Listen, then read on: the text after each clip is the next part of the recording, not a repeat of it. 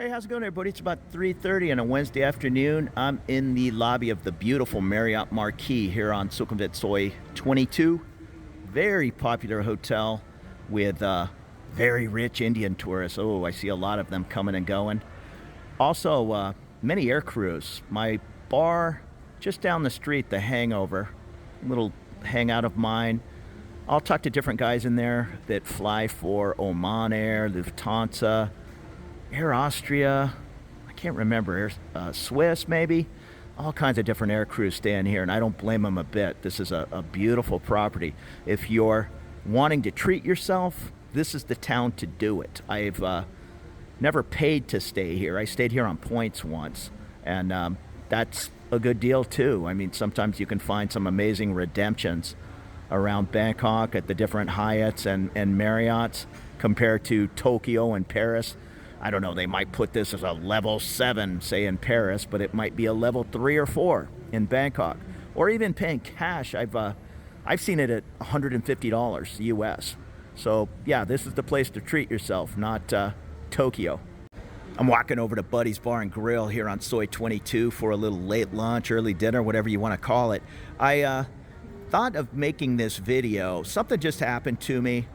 Might catch you off guard. If you're a new person, it's happened to me many times, so I'm used to these little things that might catch a brand new person off guard. I ordered up a motor taxi it was Bolt. There's Bolt and Grab are the two main. I don't know, I'm more a Grab person. I know Bolt is a little cheaper. My girlfriend loves Bolt because, if you can save 40 baht, why not? And I agree. But every time I order up a Grab bike, let's say I'm sitting here in the lobby of the Marriott, I'll order a Grab, he'll show up right here where the cars and taxis are dropping people off, no problem. Every time, not every time, 50% of the time I order a Bolt, he'll be across the street or slightly down the street. I clearly put, I'm at the Marriott, and I don't know, the pinning or whatever it is. I'm sitting here in the lobby. So it's not like I pinned it down the street and said, pick me up at the Marriott. That would be my fault. But I don't know if it's because the hotel is so large, so the app thinks I'm at the edge of the hotel. But for whatever reason, you might be a little caught off guard that the Bolt person is across the street calling you saying, I'm here, where are you? When you clearly asked to be picked up at the hotel lobby. And that's what's happened to me today. I clearly said, pick me up at my condo, and he was at the hotel next door. I mean, I saw him pull up, so I started walking over there, and sure enough, that was my guy, and whatever. I didn't argue it. I didn't say, why are you at this hotel instead of my condo? It just kind of is what it is. But it seems to happen less and less with Grab. Your miles might vary on that. Now, one other issue, there used to be trouble between the motor taxis, especially the bikes, and Grab and Bolt. So the last thing you wanted to do, let's say there were 3 motorbikes sitting out in front of the Hangover bar. If you ordered a Grab, and this was like 5-6 years ago, maybe it's going on a little bit today, but I think less and less. If you ordered the cheaper option, they would get a little upset and maybe have a few words with that guy as he's pulling up. Stealing a fare from them is the way they might look at it. Now, these days, when I order a Grab car especially, 9 out of 10 times a taxi will show up. So I think people are kind of, like everywhere in the world, hey, we need to adjust to the times. And yeah, it was great in San Diego when we can charge you $100 to pick you up at the airport fees, airport this, airport that, and take you 5 miles to downtown. But when Uber and Lyft in the United States came into the picture and, hey, well, we'll do that same ride for $22, all of a sudden the taxis are lowering their price to, well, we'll do it for 40 bucks. It's kind of the same over here. I mean, I think competition is a good thing. But don't be surprised if you're standing in front of a large string of motorbikes and you order that Bolt or Grab bike. They might not want to, quote unquote, cross that picket line. If there's a 7-Eleven across the street, we'll just walk across the street and order it from the 7-Eleven. in the rare chance, it's happened to be 2 or 3 times, where what they do is they'll send you a picture, and it's kind of nonsensical. It's a picture of a house and a tree. It's kind of like, okay, I'm here, come over here. And one time it was like a block away. I had no idea. I'm like, where are you? You know what I mean? I requested to be picked up at XYZ restaurant, and this is a picture of a tree, and it's not the tree in front of the restaurant. And I finally kind of pieced it together. Well, he didn't want to come over there because there were a couple of taxi bike drivers parked there. Now, another issue might catch you off guard. When you open your Thai bank account and you get your ATM card, they clearly say it's a 350 or 500 baht fee, whatever it was. But that fee is every year. So don't be surprised when that is automatically taken out of your account, and don't be the person that keeps exactly 800,000 baht in there, because there are going to be little fees like that they're going to take out of that 800. The last thing you want to do is drop 799.999 when you were counting on that 800 being in there for the exact period of time it needed to be. One other issue with the ATM cards is it's much cheaper to have Netflix. I think you can do Amazon Prime here. I'm not sure. I had it in the U.S. I was paying the U.S. price here for a long time, which was kind of a mistake on my part, but oh well. I've set up HBO here in Thailand. Again, these things are much cheaper. My Netflix was a recurring payment. I want to say it was $169 a month, but I could not get it to work. What I found out I needed to do was go into the branch and tell them turn on recurring payments. It's automatically turned off when you set up the account. So when you set that account up, maybe flick it on if you want your gym membership or Netflix, in my case, to come off your account.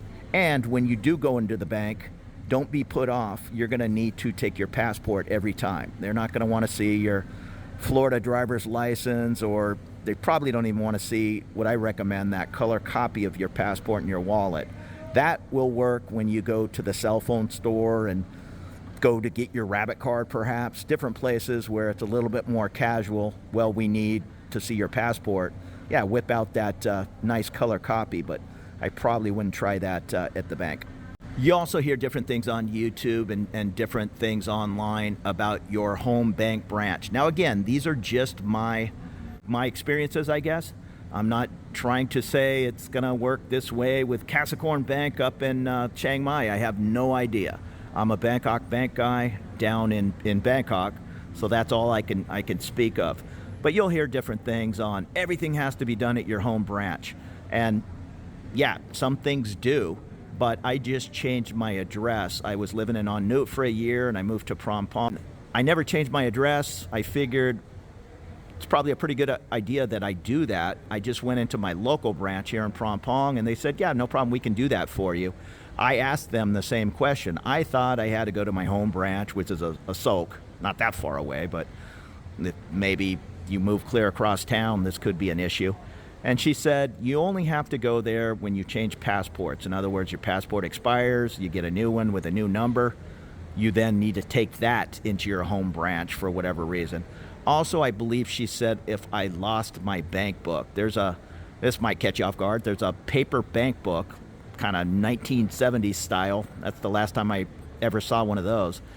Here, it's very important when you go in and don't damage that thing, don't get it wet.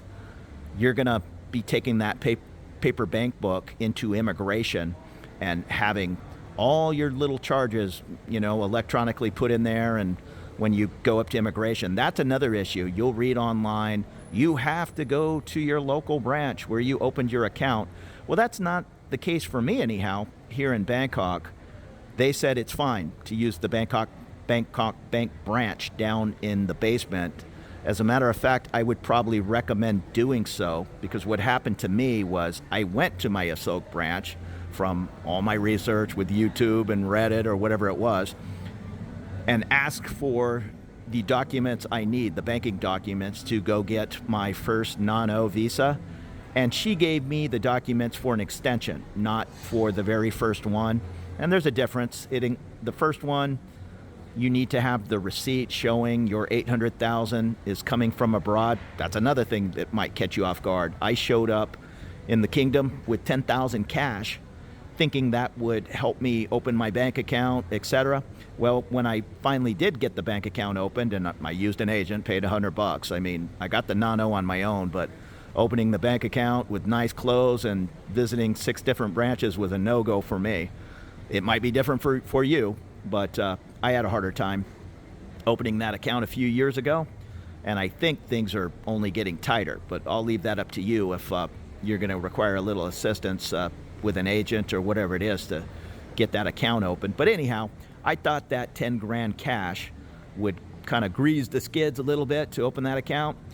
Not only did it not, when I finally did open my account, I was told, well, for immigration purposes, you need to show a very clear path of the at least 800,000. I ended up doing about $1 million baht. I didn't want to be anywhere near short. They want to see a very clear path of that money coming from abroad through a wire transfer. Guys have told me personally that they were okay with a Wise transfer. I use Wise now, but for my first trip to immigration, I just paid a little extra. I did the international wire transfer, in my case, from Navy Federal Credit Union, a U.S. bank. I know Wise is a UK company, so I didn't want any questions. Hey, American, why are you sending money from a UK bank? Again, I'm since finding out that's not so much an issue. That 10 grand, I ended up putting in my account just for spending money, and then I had to send another, in my case, 1 million baht over in a very clear transfer. Yeah, this Marriott is very, very nice. And it looks like the skies are getting darker. It is the rainy season, so it's not uncommon to get rain around 4 or 5 p.m. In fact, that's the most likely scenario. It's either going to rain all day, which is a little more unusual even during the rainy season, but raining every evening, not uncommon at all. And I'm not a big exchanging money guy, but right across the street you'll see the Super Rich. That is very popular if it's not at the airport, Suvarnabhumi. I want to say the Super Rich over near Terminal 21. I've been told over and over they offer the best rate. I wouldn't lose too much sleep over it, you know, exchanging $200 or $300. The difference between the greatest rate in town and an average rate, I don't know. On $200 or $300, $5 US. So yeah, if you happen to be by the Super Rich or you have time to check the rates, but again, I wouldn't lose too much sleep. Oh, and you know what? I've walked down the street 100 times. I never noticed that 4 Points by Sheraton right across the street from the Marriott. As a matter of fact, somebody told me they were staying there. He goes, I'm at the 4 Points on Soi 22. And I just automatically, he thought he was wrong. Oh, you mean on Soi 15? But there you go. It's 4 Points right across. Yeah, I knew of the one over on Soi 15. I had a video come out and they had a Hooters at the bottom of the 4 Points that went under. So that was a little sad to see. One other thing with exchanging money, don't be caught off guard bringing a bunch of just ripped up money. They will only accept clean bills. No little tears, no marks, no nothing. No names on the bills. Just be very careful. And larger bills, hundreds in the US, 50-pound UK notes, that's the way to go. Not 20s and 1s. I don't even think they accept 1s and 5s. A 20 is going to be a slightly worse rate than a US 50 or a $100 bill. But take the time, make sure it's all clean if you're traveling over here and exchanging $2,000 or $3,000. And do your research on that. I would not come over here and exchange even $1,000. Well, maybe $1,000 if you're going to be here a week. But what you don't want to do is have a ton of money to exchange back into your currency. To the best of my knowledge, again, I'm no expert on exchanging money. I don't even know if I did it in 5 years, but I'm pretty sure you're going to lose a little bit of money exchanging back. So try to come as close as you can. Oh, I will give you this tip that I learned from a person working in the bank. When I did go to deposit that 10,000 US or whatever it was 10 or 11,000. I understood the situation. Okay, lesson learned. I need to send a million baht or whatever it was I sent over. However, I still have this 10,000 in cash I would like to deposit. Again, it was all clean bills. But the person in the bank said, you know what, go out in front of the bank and there's an exchange booth. Now, I probably could have taken the time to, well, this is $10,000. Let me check exactly what rate he has and let me compare it to super rich and all. So who knows? I probably lost 50 or 60 US dollars. But at the time I was setting up my bank account and getting all those things taken care of. Really, the last thing I was thinking about was losing 40 US bucks. I just wanted to get it done. But she took the time to tell me, you're going to get a better rate at the exchange booth than Bangkok Bank.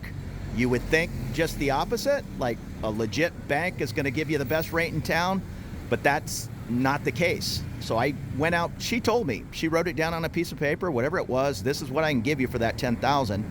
I went out front, he inspected every bill, as he should, and there were no marks or tears, and he gave me what amounted to 80 or 90 US dollars more of Thai baht.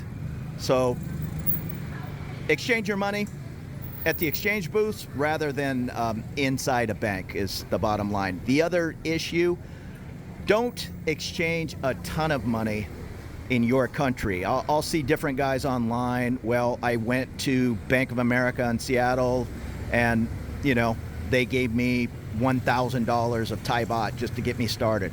They're going to give you a terrible rate.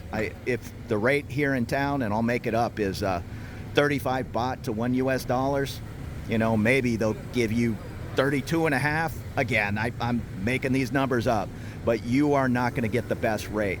There's no issue with exchanging your money at the airport. Again, that's not going to be the greatest rate. If you do it at Suvarnabhumi, go down in the basement. They at least give you a chance at a fair crack.